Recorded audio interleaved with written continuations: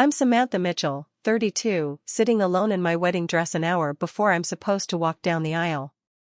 My phone buzzes. It's a text from my father. I can't do this. I'm sorry. In an instant, I know Allison has won again. My sister's hatred has finally accomplished what years of manipulation couldn't. She's made our father choose sides. And he didn't choose me. Before I tell you how my own father abandoned me on my wedding day, let me know where you're watching from. Like and subscribe if you've ever had family drama wreck your special moments. Now, let me take you back to where this all began. I grew up in a nice suburb outside of Boston in what looked like the perfect family from the outside. My father Thomas was a successful attorney at a prestigious firm, known for his sharp mind and unwavering dedication to his cases.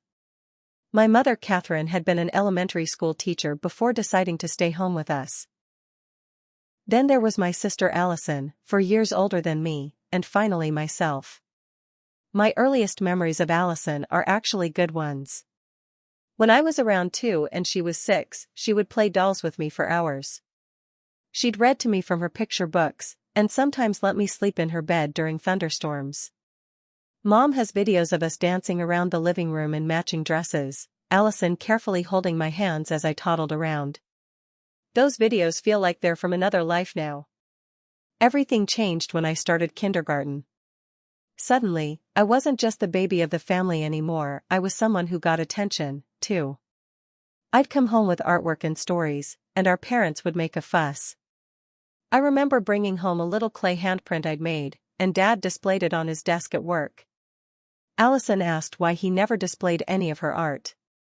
That was the first time I noticed the shift.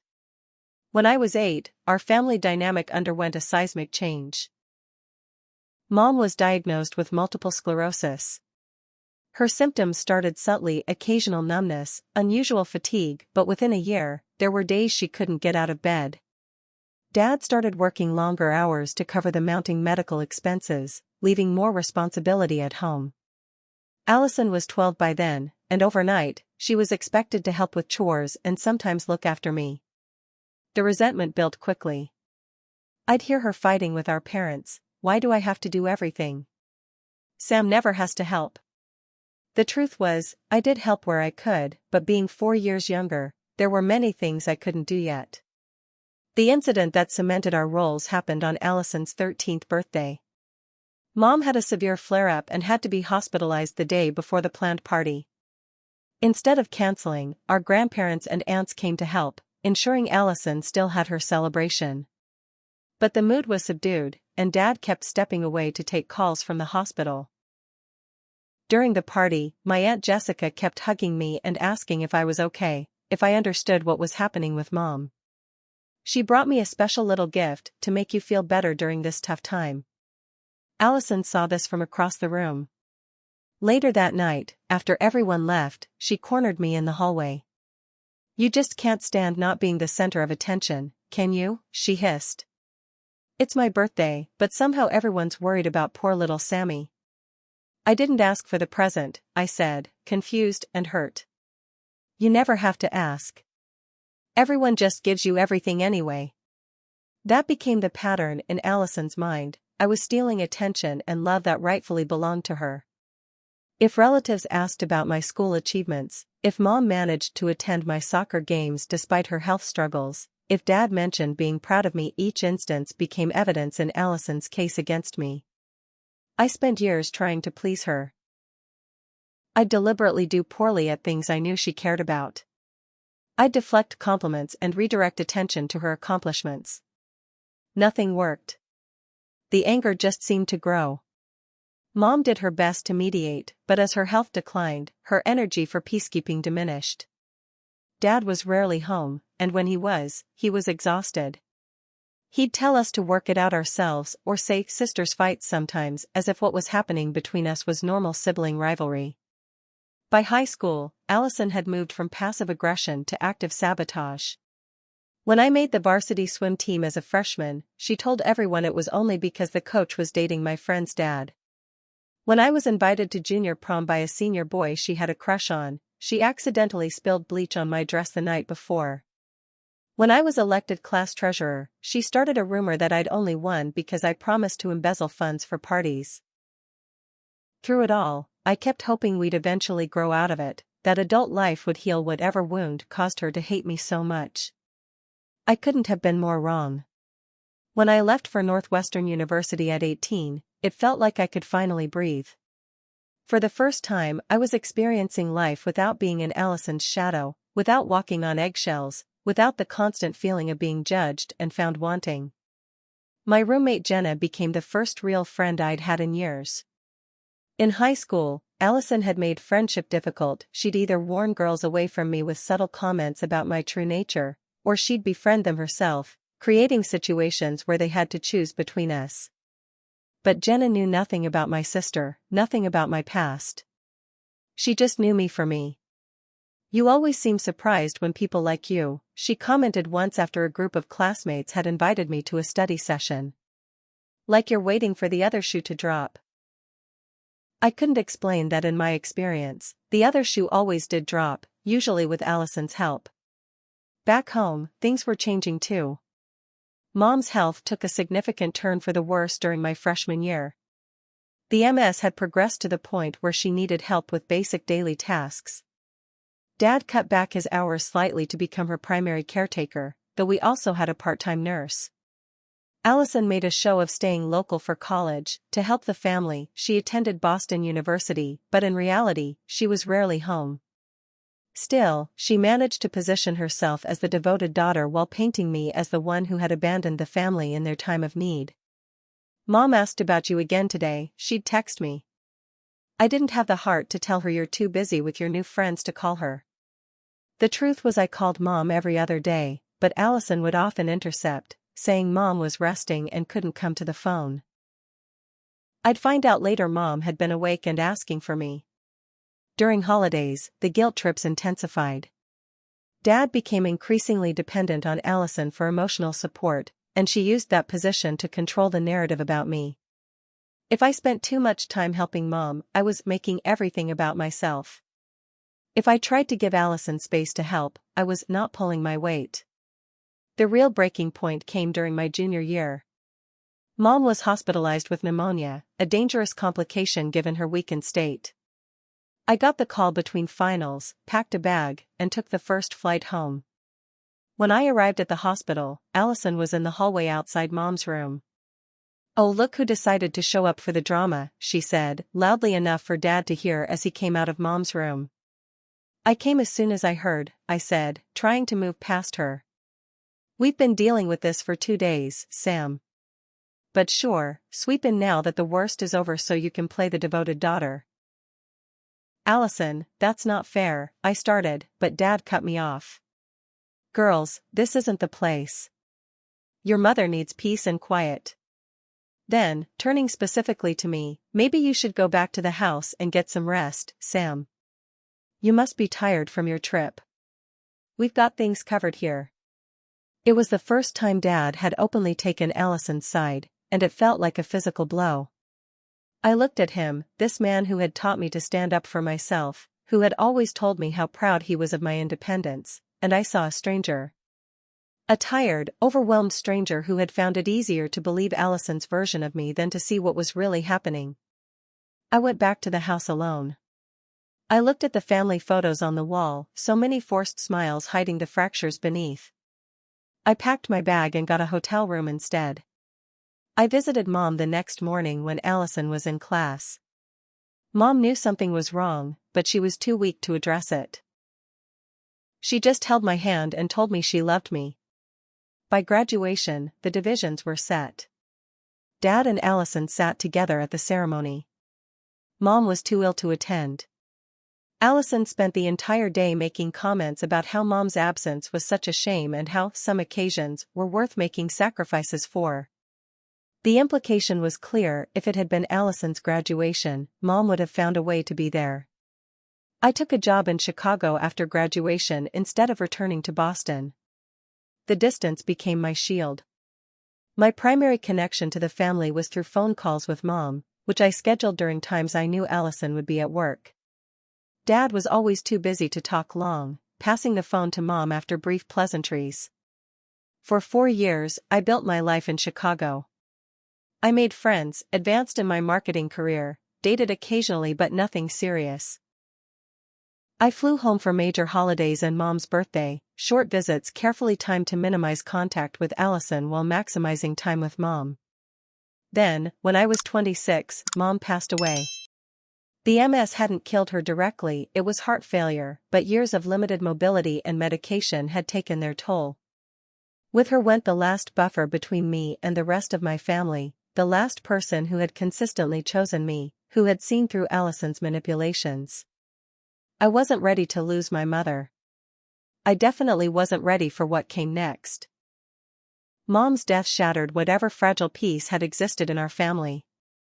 Without her as mediator, without her gentle presence balancing everyone's needs, the true dysfunction emerged in full force. Allison took control of the funeral arrangements immediately. She positioned herself as the chief mourner, the devoted daughter who had sacrificed so much to be there for Mom. She made decisions without consulting me, from the funeral home to the flowers to the memorial program. When I tried to offer input, she'd say things like, "I know what Mom would have wanted. I was here with her every day, remember?" Dad, lost in his own grief, seemed relieved to have Allison taking charge. He defaulted to her decisions on everything.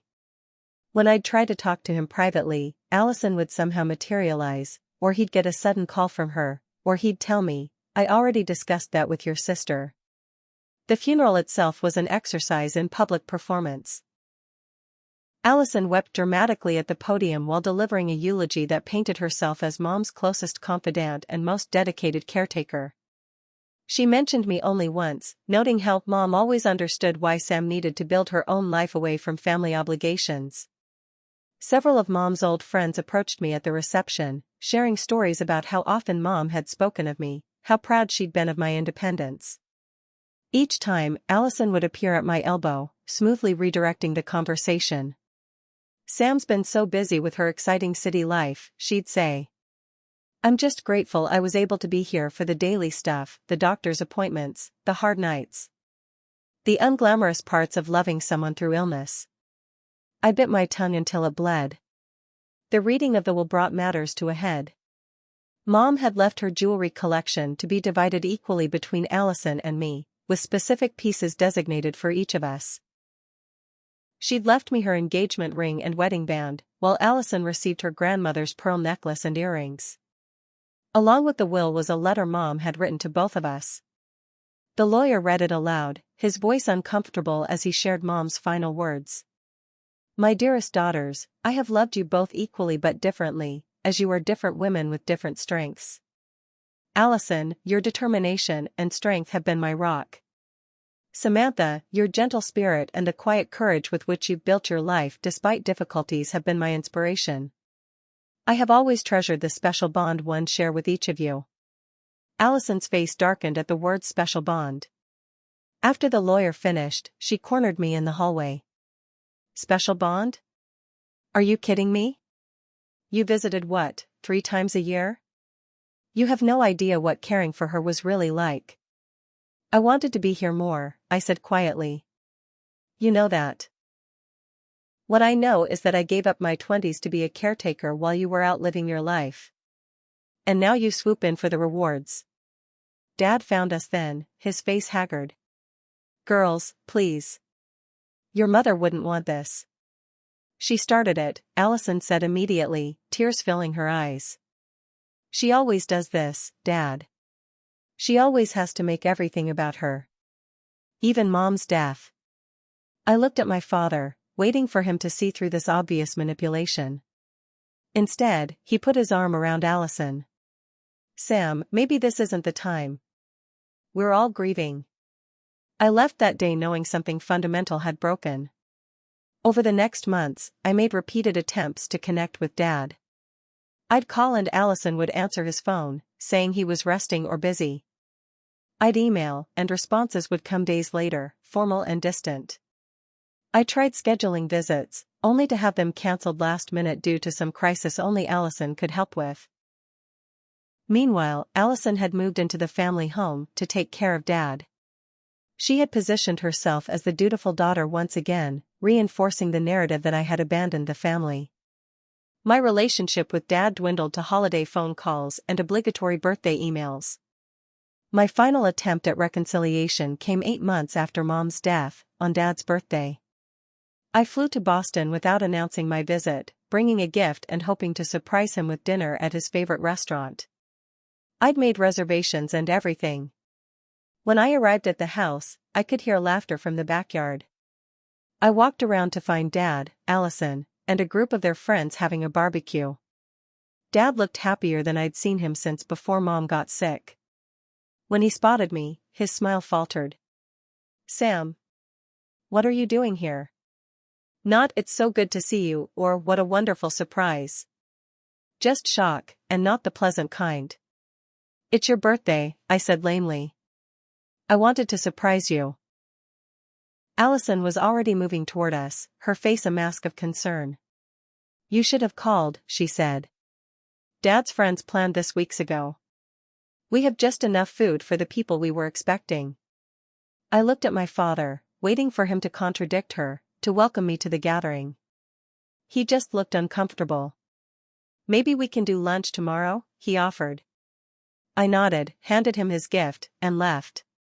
The next day, he called to cancel lunch. Something had come up at the office. We never rescheduled. After that, I stopped trying so hard. The pain of rejection was worse than the pain of distance. I built a life without them, telling myself it was better this way. For 2 years, I existed in a kind of emotional limbo, not fully estranged but not truly connected either. And then I met Jason. I met Jason Walsh at a marketing conference in Denver. I was presenting a case study on digital campaign strategies. He was there representing his Chicago-based tech firm. He asked the most insightful question during my Q&A, and afterward approached me with a business card and a genuine compliment about my presentation. We ended up having dinner that night, talking until the restaurant staff started stacking chairs around us. Jason was 34, with kind eyes and a quiet confidence I found immediately attractive. Unlike previous men I'd dated, he asked questions and actually listened to the answers. He shared stories about his close-knit family in Michigan, parents still happily married after 36 years, a younger brother he spoke to weekly, Sunday dinners whenever possible. "What about your family?" he asked, and for once, I didn't give my usual vague non-answer. I told him everything about Mom's illness, Allison's resentment, Dad's abandonment. I expected the oversharing to send him running, but instead, he reached across the table and took my hand. "I'm so sorry you've had to go through that alone," he said. "No one should have to carry that kind of hurt by themselves." We lived in the same city, which seemed like fate. Our relationship progressed naturally and easily. Being with Jason was like finally exhaling after holding my breath for years. His family welcomed me immediately. His mother Diane hugged me like she meant it. His father Robert asked my opinions on politics and actually cared about my answers. His brother Michael teased me like we'd grown up together. After 6 months, Jason said "I love you" while we were making Sunday breakfast in his apartment. After a year, he gave me a key to his place. After 18 months, we moved in together. And 2 years after we met, he proposed on the Chicago lakefront at sunset, down on one knee with a vintage ring that had belonged to his grandmother. "Samantha Mitchell," he said, "I've never met anyone braver or stronger or kinder than you. Will you marry me?" I said yes through tears, and we celebrated with champagne at the same restaurant where we'd had our first Chicago date. It was perfect except for the small, nagging voice in the back of my mind wondering what my family would say. "You should call your dad," Jason said later that night, always intuitive about my thoughts. "He probably won't care," I said, but I knew I had to try. To my surprise, Dad answered his own phone. I told him about the engagement, describing Jason and the proposal.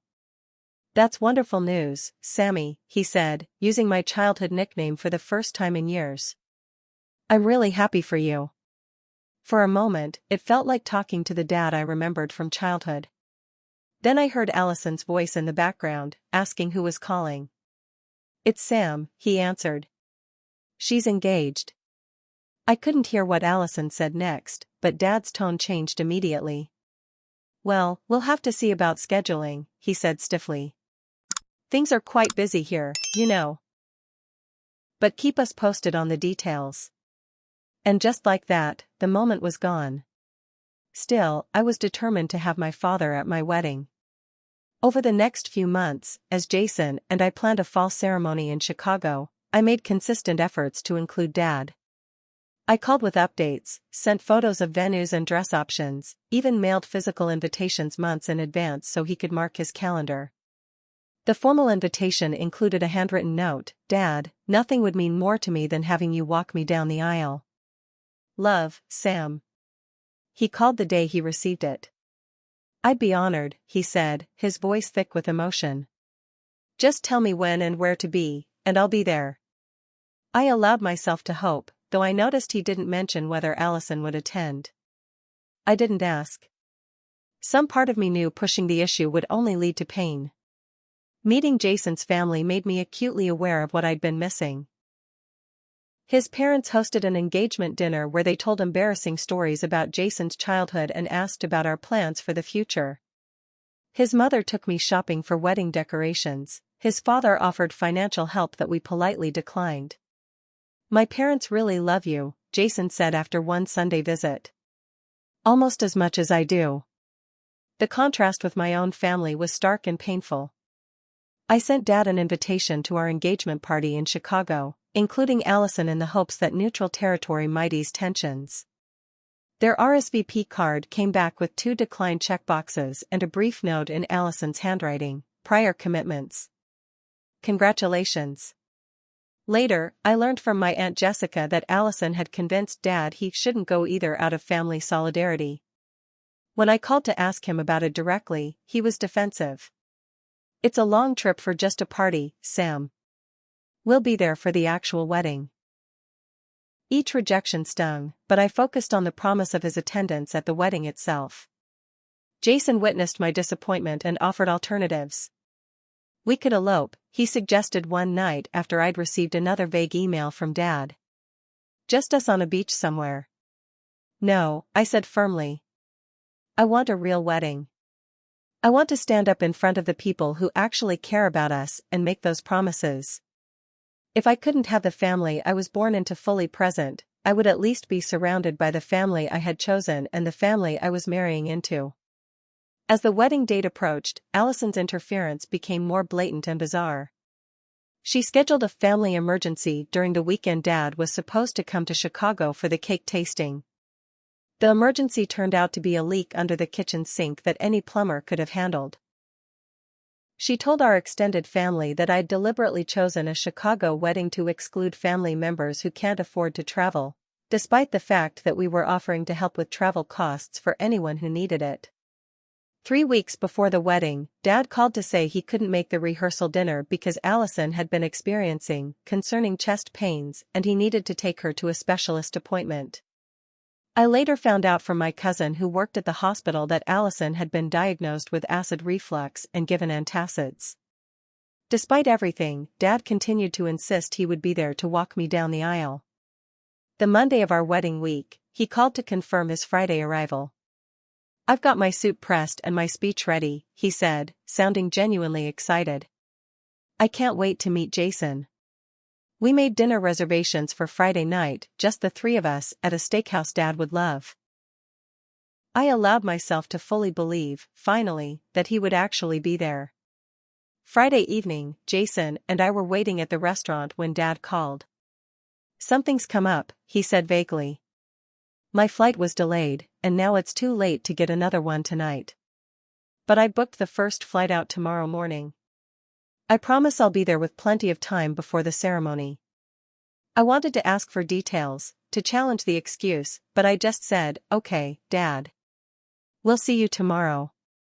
I barely slept that night, oscillating between hope and dread. The path to our wedding day was filled with more joy and excitement than I'd expected, despite my family situation. Jason and I agreed on almost everything. We both wanted a ceremony that was meaningful but not stuffy, a celebration that reflected our values and relationship. We found a beautiful venue overlooking Lake Michigan, with floor-to-ceiling windows and space for the 100 or so guests we planned to invite. We hired a caterer known for farm-to-table cuisine, chose a photographer whose work captured genuine moments rather than post-perfection, and selected a band that could play everything from classic standards for the older guests to current hits for the dance floor. When it came time for dress shopping, I felt the absence of my mother and the complicated reality of not having female family members involved. My best friend Laura and Jason's mother Diane stepped in, accompanying me to bridal salons and offering honest opinions and emotional support. "Your mom would have loved seeing you in this one," Diane said gently when I tried on an A-line gown with delicate lace detailing that brought tears to my eyes. It was the dress I ultimately chose, and Diane hugged me as I stood in front of the mirror. "I hope it's okay for me to say this, but I'd be honored to help with any of the mother of the bride traditions." Her kindness nearly undid me. "Thank you," I managed. "That would mean everything." Meanwhile, my attempts to involve Dad continued with a mix of determination and dwindling hope. After he agreed to walk me down the aisle, I called weekly with updates, always trying to make the conversations light and positive. "The florist said peonies will still be in season," I told him. "Do you remember how Mom loved peonies? I thought we could include them in her memory." "That sounds nice," he'd say, or other non-committal responses that suggested he was only half listening. Then I'd hear Allison's voice in the background, and the call would abruptly end with Dad promising to call back later.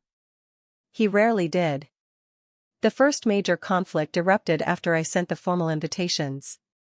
Dad called, his voice tight with controlled anger. "Allison just showed me her invitation. Why does it only have her name on it?" "Because I assumed you'd be my escort," I explained. "Your invitation says Thomas Mitchell and guest because I thought you might want to bring someone, but obviously you'll be busy with father of the bride duties." "So you're excluding Allison's boyfriend?" he demanded. This was news to me. I didn't know Allison was seeing anyone. "She's welcome to bring him, of course." "Well, she says you've deliberately made her feel unwelcome. First with the Chicago location, and now this." I took a deep breath. "Dad, I've done everything I can to include both of you. I can't control how Allison feels about it." "You've always been dismissive of your sister's feelings," he said, adopting the lecturing tone he'd used when we were children. "You need to make more of an effort." The unfairness of this statement left me speechless. When I didn't immediately respond, he sighed heavily. "Just call your sister and apologize, Sam. For once, can you put family harmony ahead of your pride?" I didn't call Allison. Instead, I sent her boyfriend, whose name I had to get from a cousin, his own formal invitation with a polite note welcoming him to the celebration. I never received an acknowledgement. As the wedding date grew closer, Allison's tactics became increasingly transparent. She began posting on social media about elaborate family dinners she was hosting for Dad, always scheduled on evenings when I had mentioned I would call him. She started a family health crisis group text that mysteriously excluded me, prompting relatives to call me with concerns about Dad's well-being that turned out to be dramatically exaggerated. Most painfully, she began spreading rumors within the extended family that I was abandoning Dad by living in Chicago, that he was declining rapidly without proper care, and that my wedding was selfishly timed to coincide with some fictitious medical procedure Dad required. I tried addressing these rumors directly by calling Dad. "Is everything okay with your health?" I asked. "Aunt Jessica called concerned about some procedure you need." "What?" "No, I'm fine," he said, genuinely confused. "Just the usual checkups at my age." "That's strange, because Allison told her." "I'm sure it was just a misunderstanding," he interrupted quickly. "You know how people exaggerate health concerns." "Dad, this isn't about people. It's about Allison deliberately." "I don't want to hear you accusing your sister," he said sharply. "She's been my support system since your mother died. I won't have you creating drama based on family gossip."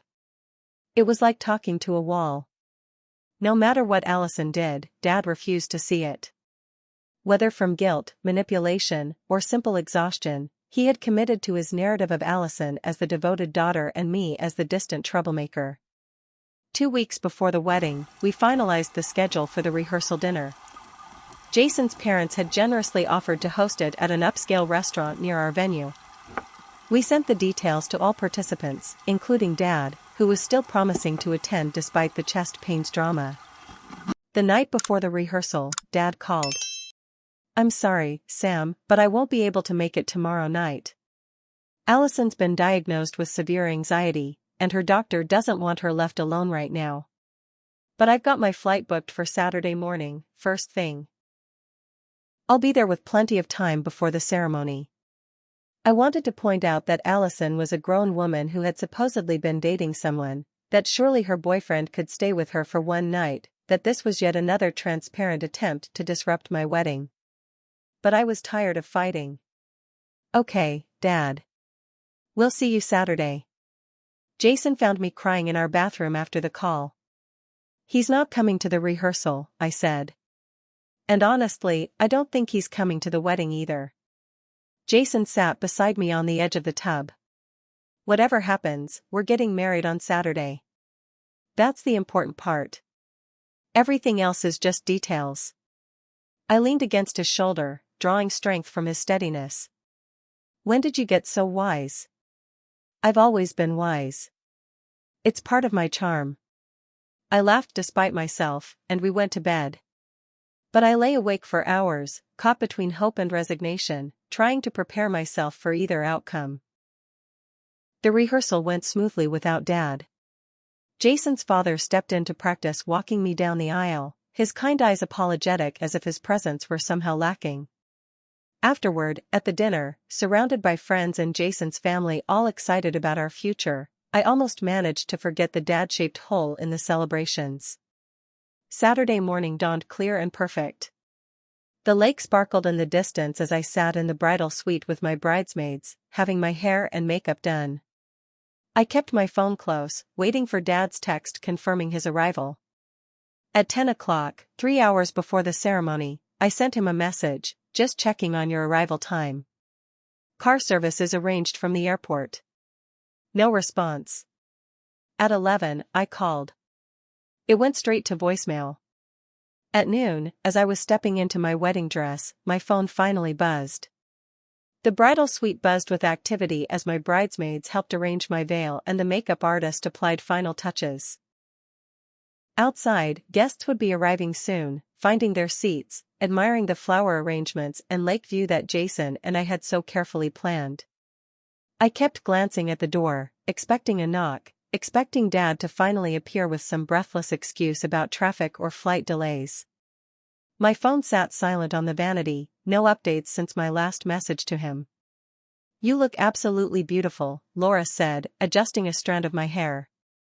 "Like something from a fairy tale." "Thanks," I said, trying to focus on the moment, on the joy of the day. "Is everyone ready? Are the flowers here?" "Everything's perfect," she assured me. "Stop worrying."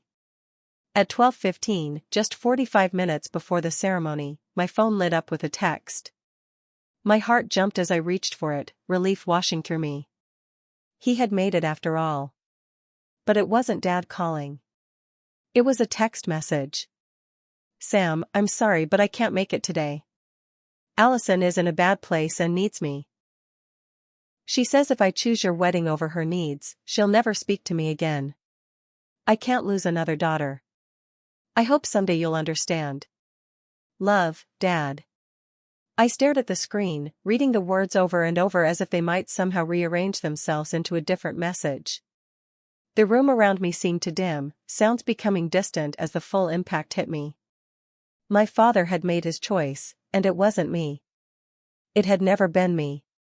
I must have made some sound, because suddenly Laura was beside me, reading the message over my shoulder. "Oh, Sam," she whispered. "I'm so sorry." The other bridesmaids gathered around, their faces shifting from excitement to concern as they realized what had happened. I felt myself starting to shake, tears threatening to ruin the careful makeup. "I need a minute," I managed to say, locking myself in the bathroom.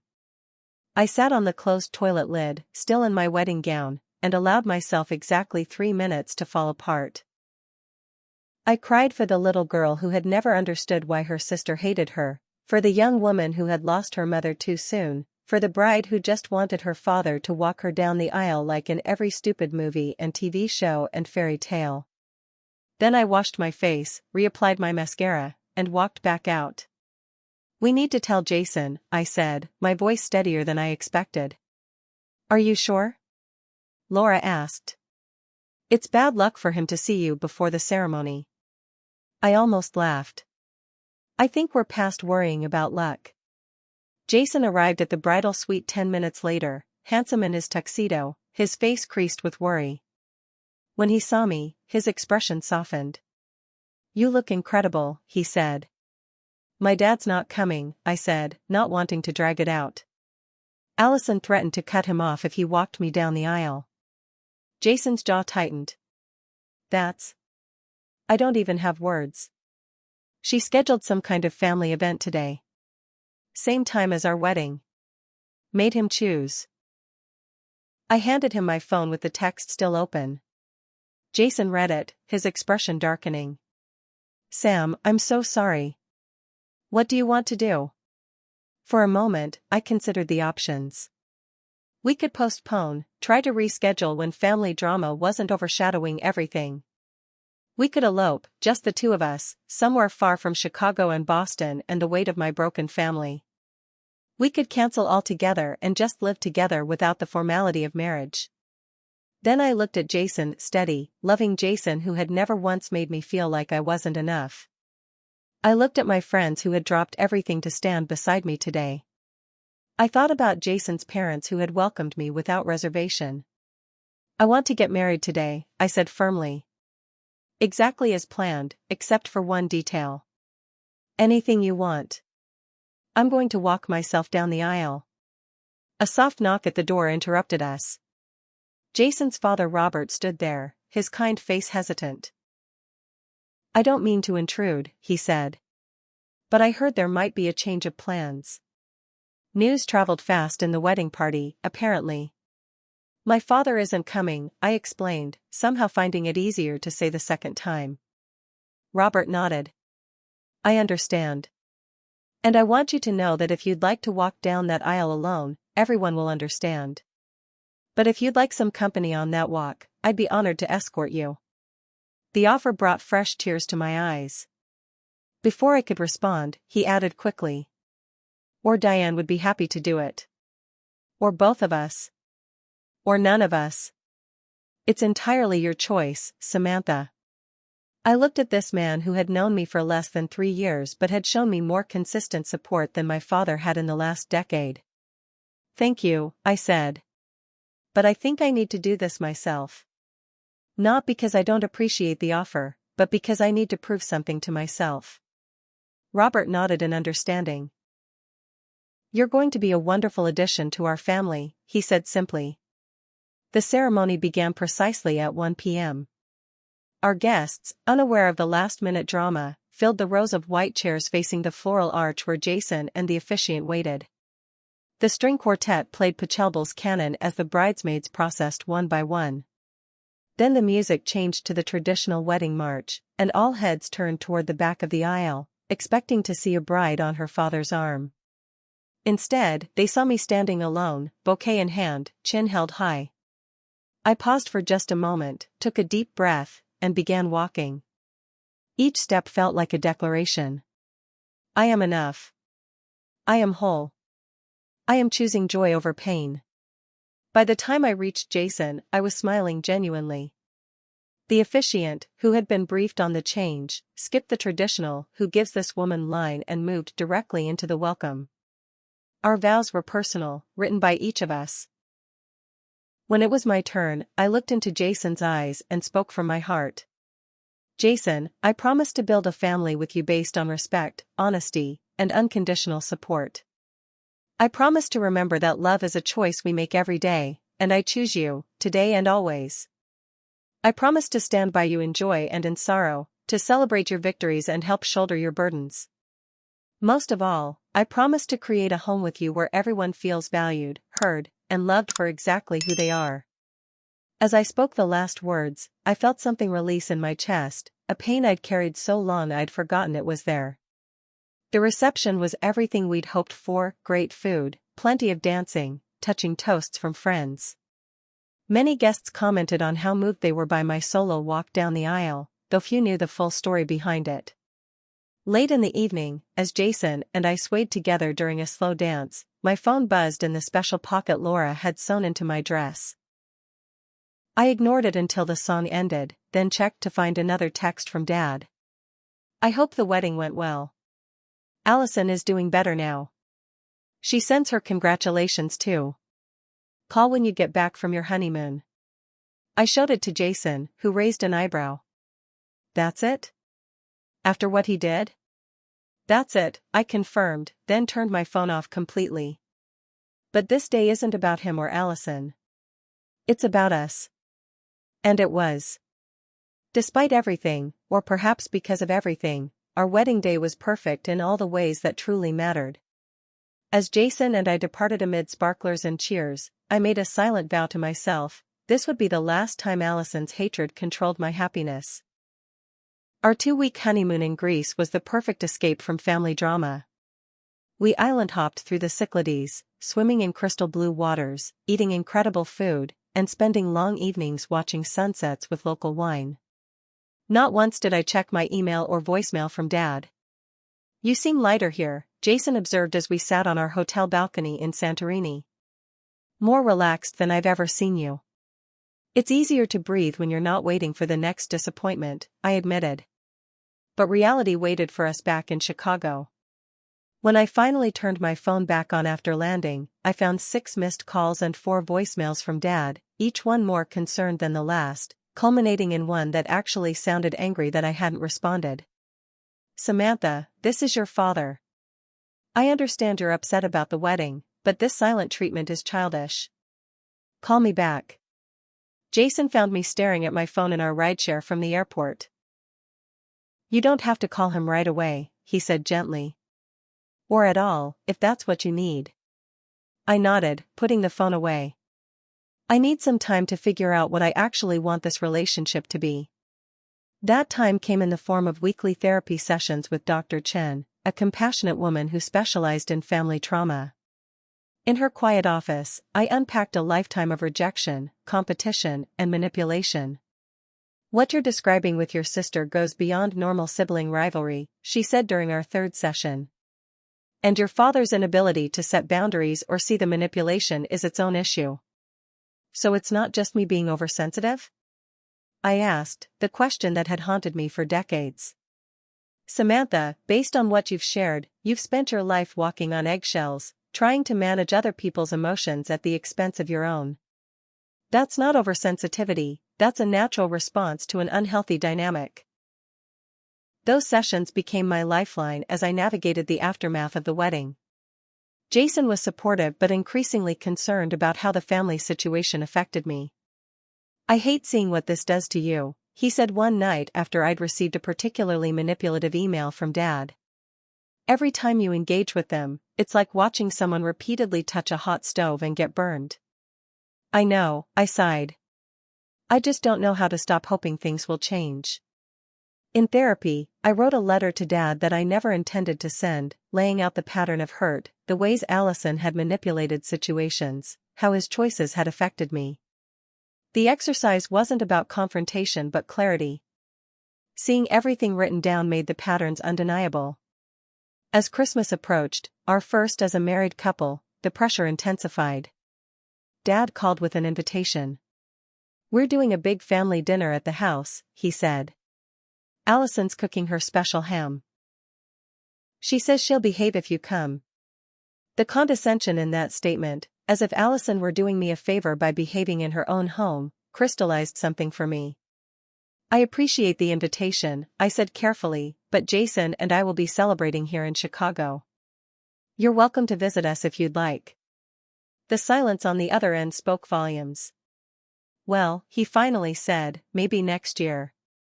Allison would be disappointed if I wasn't here for Christmas." "I understand," I said, and I did. The pattern was so clear now I could practically see it mapped out in front of me. The invitation to visit remains open. He never took us up on it. Instead, we settled into a predictable rhythm of brief calls every few weeks, surface-level conversations that carefully avoided any mention of Allison or the wedding. It wasn't healing, but it was less actively painful. Then, 6 months after our wedding, came unexpected news that shifted everything once again.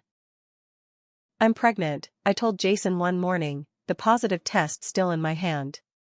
His face lit up with joy, and he lifted me in a spinning hug that made us both laugh. But later that night, I found myself staring at the ceiling, anxiety creeping in. "What's wrong?" Jason asked, always attuned to my moods. "I'm thinking about what kind of grandmother Allison will be," I admitted. "Will she hate our child the way she hates me? Will she poison Dad against his own grandchild?" Jason propped himself up on one elbow. "Sam, you get to decide what role they play in our child's life. If any." The pregnancy brought clarity I hadn't expected. Dr. Chen called it the mama bear effect, the fierce protective instinct that suddenly made boundaries non-negotiable. "I don't want our child exposed to the same dynamic I grew up with," I told her. "I don't want them learning that love is conditional, or that family means walking on eggshells." "Then what boundaries do you need to set?" she asked. I spent weeks contemplating that question, drafting and redrafting a letter to Dad explaining my pregnancy and my expectations going forward. But before I could send it, he appeared unannounced at our Chicago apartment one Saturday afternoon. "Dad?" I said, opening the door to find him standing there, looking older and more uncertain than I'd ever seen him. "What are you doing here?" "I needed to see you," he said simply. "May I come in?" I let him in, texting Jason who was at the gym to come home soon. Dad sat awkwardly on our couch, declining offers of water or coffee. "I've been doing some thinking," he began. "About the wedding. About everything." I waited, not willing to make this easier for him. "I let you down," he said finally. "Not just at the wedding, but for years before that. I've been a coward, Sam." The admission stunned me into silence. "After your mother died, it was easier to lean on Allison because she was there, she was demanding, and frankly, she'd fall apart if I didn't. You were always so strong, so independent. I told myself you didn't need me as much." "I did need you," I said quietly. "I just didn't manipulate you into choosing me." He winced. "I know. Or I'm starting to understand, anyway. I've been seeing someone, a counselor. It's helping me see patterns I couldn't before." Hope fluttered dangerously in my chest. "What changed?" "Your cousin Emily showed me pictures of your wedding," he said. "You walking yourself down the aisle. The look on your face, it broke something in me, Sam." I realized what I'd thrown away. We talked for hours that day, more honestly than we had in years. He didn't suddenly see everything clearly or acknowledge every instance of Allison's manipulation. But he listened when I expressed my hurt, really listened without immediately defending Allison or himself. When Jason came home, Dad stood and extended his hand. "You must be Jason. I'm sorry we're meeting this way, and I'm sorry I missed your wedding. I hope to have the chance to know the man my daughter chose." Jason shook his hand, reserved but polite. "Samantha makes her own decisions about family relationships," he said. "I support whatever she needs." I hadn't planned to share our news that day, but something about the moment felt right. "I'm pregnant," I told Dad. "You're going to be a grandfather." His eyes filled with tears. "Really? That's wonderful news. But I need you to understand something," I continued, my hand finding Jason's for support. "This child will never be put in the middle of family drama. They will never be made to feel less than, or like they're responsible for adult emotions. I need clear boundaries that you won't allow Allison to manipulate situations involving my child the way she has with me." Dad nodded slowly. "I understand. And I want to do better, Sam. I want to be in your life, and in my grandchild's life." It wasn't an overnight transformation. Over the following months, There were still difficult conversations, moments when Dad slipped back into old patterns, times when he made excuses for Allison's behavior. But there were also genuine efforts. He started making regular trips to Chicago, he called weekly without prompting, he asked questions about the pregnancy and actually remembered the answers. Allison remained a complicated factor. When she learned about the pregnancy, she oscillated between performative excitement, "I can't wait to be the fun aunt," and passive-aggressive commentary, "Isn't it early to be announcing?" First pregnancies are so risky. I maintained firm boundaries, limiting direct contact and immediately ending conversations when they turned toxic. When our daughter Lily Catherine was born in spring, Dad was there, not in the delivery room, but in the waiting area with Jason's parents, genuinely excited and supportive. He held his granddaughter with tears in his eyes. "She looks like your mother," he whispered. Allison sent flowers but didn't visit, claiming a sudden work crisis. It was a relief, honestly. In the months that followed, I watched Dad interact with Lily with a mixture of hope and caution. He seemed determined to be present in a way he hadn't been for me, making the trip to Chicago monthly, learning how to change diapers and give bottles, reading the same board books repeatedly without complaint. "He's really trying," Jason observed after one visit. "He is," I agreed. "But I'm still watching carefully." There was no dramatic reconciliation, no tearful scene where Allison admitted her lifelong jealousy and suddenly transformed into a loving sister. That wasn't our reality. Instead, there was the slow, imperfect work of building a new relationship with Dad based on honesty and boundaries, while accepting that my relationship with Allison might never be healthy. On Lily's first birthday, I took her to visit Mom's grave. It was a perfect spring day, flowers blooming around the cemetery. "This is your grandmother," I told her as she played with a dandelion. "She would have adored you." Sitting there with my daughter, I reflected on all that had happened. The pain of Dad's absence at my wedding would always be there, a scar that had healed but never disappeared. But I had stopped letting that pain define me or my capacity for joy. I had broken the cycle. Lily would grow up knowing she was loved unconditionally. She would learn that family isn't just about blood but about consistent love and support. She would understand boundaries and self-respect. As we drove home, I thought about how far I'd come from that moment alone in my wedding dress, reading my father's text message.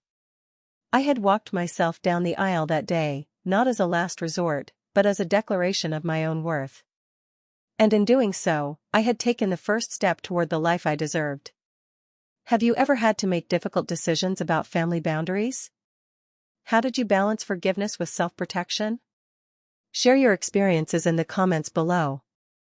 And if this story resonated with you, please like, subscribe, and share with someone who might need to hear that they're not alone in navigating complicated family dynamics. Remember that sometimes the family we choose is as important as the family we're born into. Thank you for being part of my journey, and I wish you strength and peace in yours.